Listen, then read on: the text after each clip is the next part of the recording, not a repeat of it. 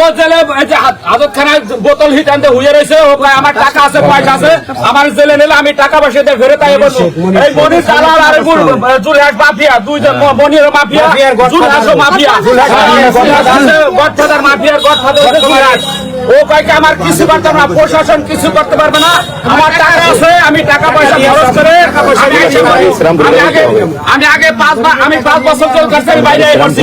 এবার আমার 2 বছর বেশি জেল খাটা লাগবে না।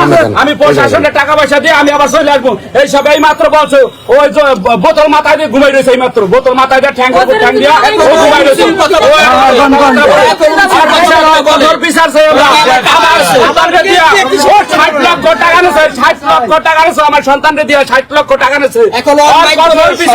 আবেদন আমাদের এই প্রশাসনের মাধ্যমে আমাদের ভাই যে সন্তান সরকার